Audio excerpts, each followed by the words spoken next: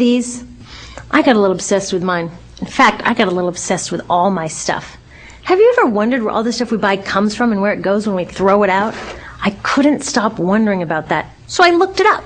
And what the textbook said is that stuff moves through a system from extraction to production to distribution to consumption to disposal.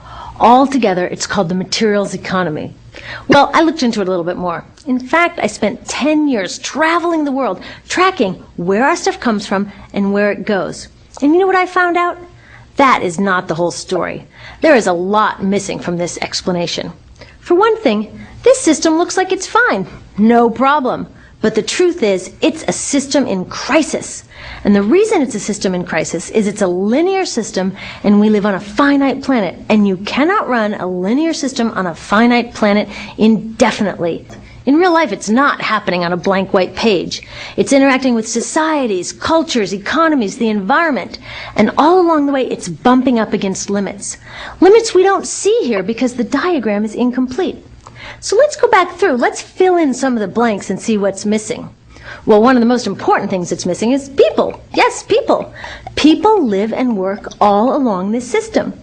And some people in this system matter a little more than others. Some have a little more say. Who are they? Well, let's start with the government. Now, my friends tell me I should use a tank to symbolize the government, and that's true in many countries and increasingly in our own. But I'm using a person to symbolize the government because I hold true to the vision and values the government should be of the people, by the people, for the people.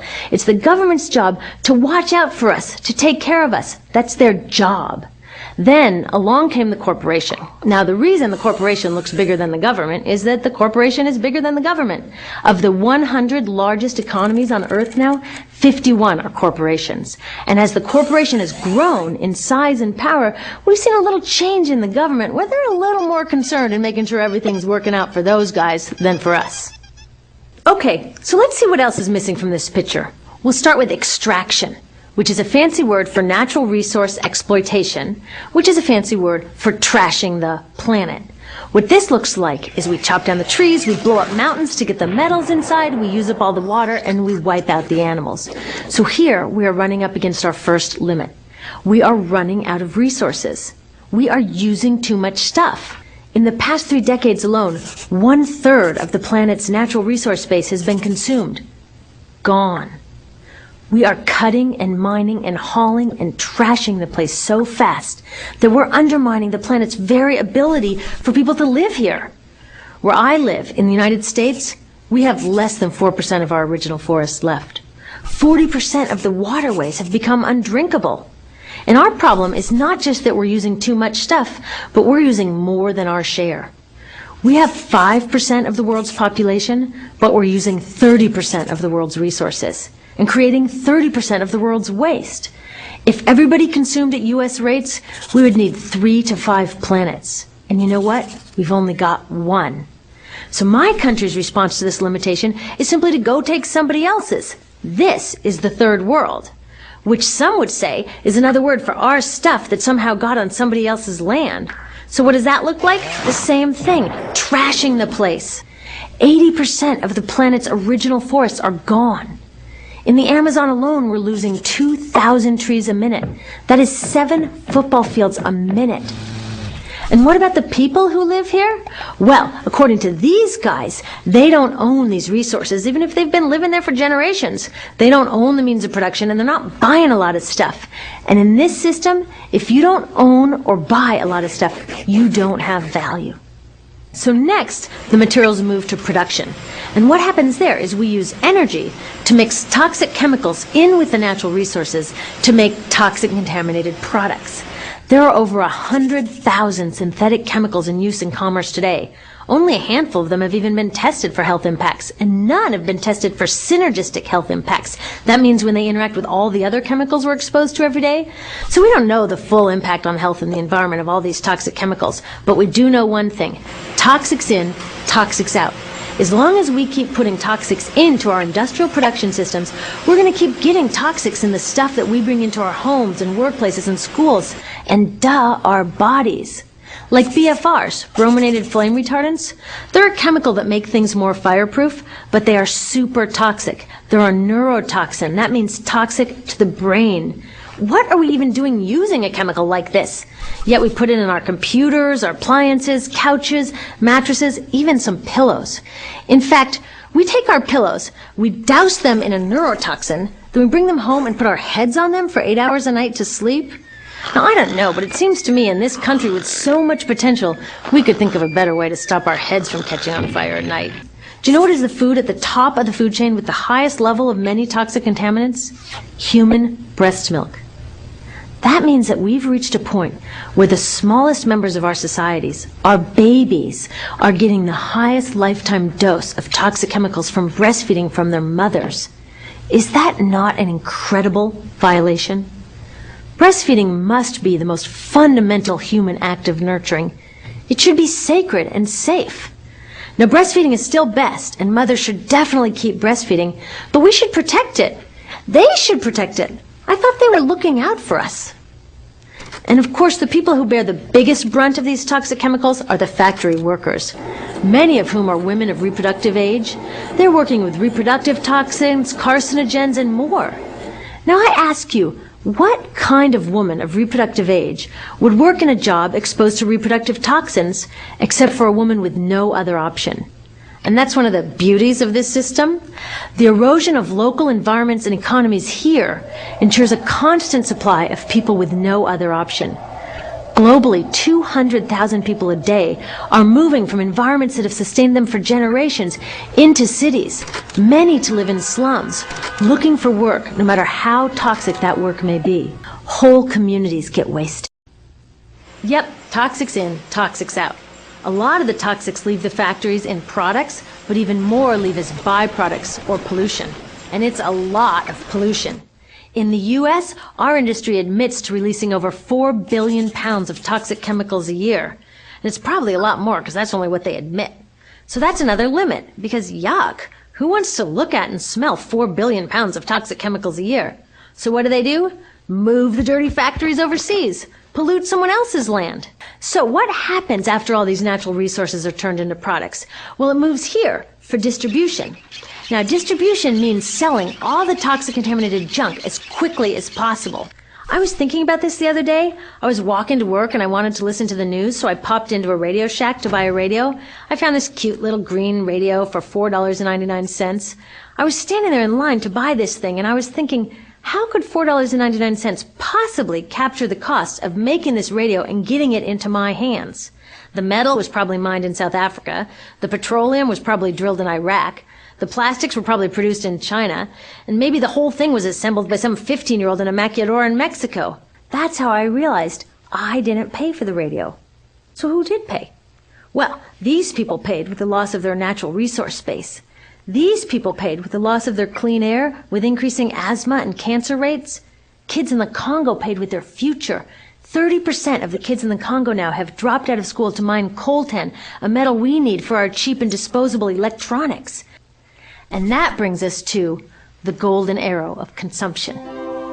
This is the heart of the system. We have become a nation of consumers. Our primary identity has become that of being consumers, not mothers, teachers, farmers, but consumers. The primary way that our value is measured and demonstrated is by how much we contribute to this arrow, how much we consume. And do we? We shop and shop and shop, keep the materials flowing. So how did this happen? Well, it didn't just happen.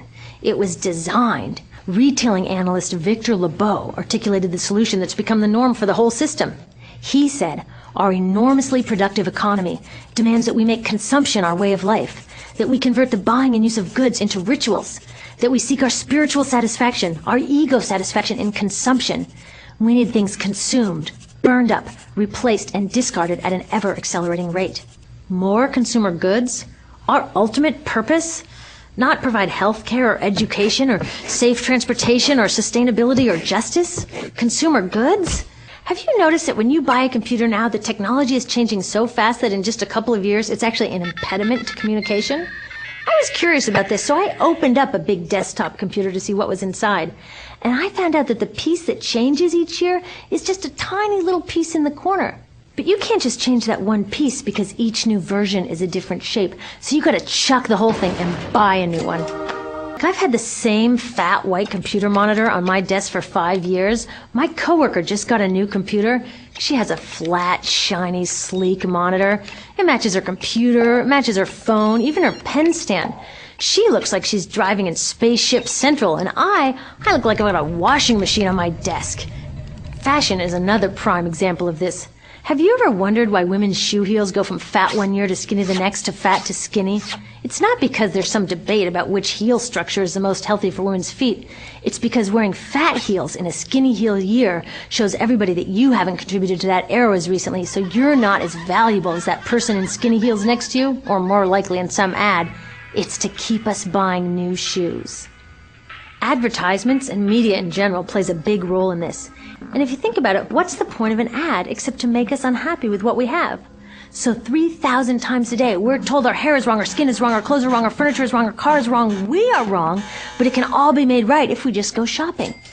We're working harder than ever. Yes, we spend 3 to 4 times as many hours shopping as our counterparts in Europe do. So we're in this ridiculous situation where we go to work, maybe 2 jobs even, and we come home and we're exhausted, so we plop down on our new couch and watch TV, and the commercials tell us you suck, so you gotta go to the mall to buy something to feel better, and then you gotta go to work more to pay for the stuff you just bought, so you come home and you're more tired, so you sit down and you watch more TV, and it tells you to go to the mall again, and we're on this crazy work, watch, spend treadmill, and we could just stop.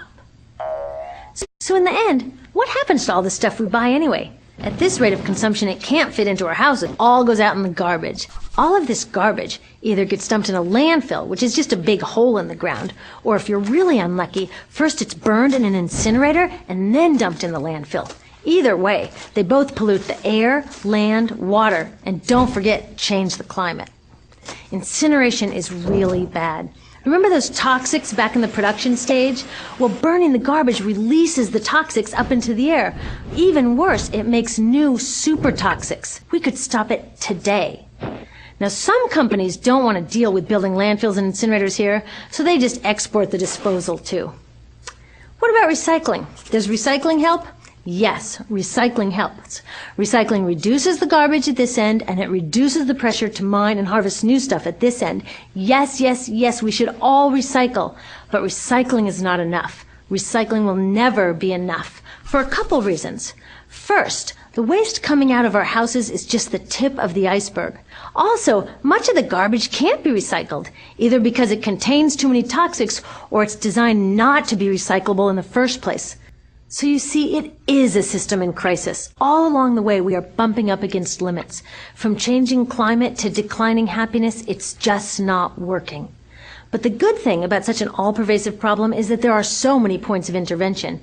There are people working here on saving forests and here on clean production, people working on labor rights and fair trade and conscious consuming and blocking landfills and incinerators, and very importantly, on taking back our government so that it really is by the people and for the people. All of this work is critically important, but things are really going to start moving when we see the connections, when we see the big picture. When people along this system get united, we can reclaim and transform this linear system into something new, a system that doesn't waste resources or people. Because what we really need to chuck is that old school throwaway mindset. There's a new school of thinking on this stuff, and it's based on sustainability and equity, green chemistry, zero waste, closed-loop production, renewable energy, local living economies. It's already happening. Now, some say it's unrealistic, idealistic that it can't happen, but I say the ones who are unrealistic are those that want to continue with the old path. That's dreaming. Remember, that old way didn't just happen. It's not like gravity that we've just got to live with. People created it, and we're people too. So let's create something new.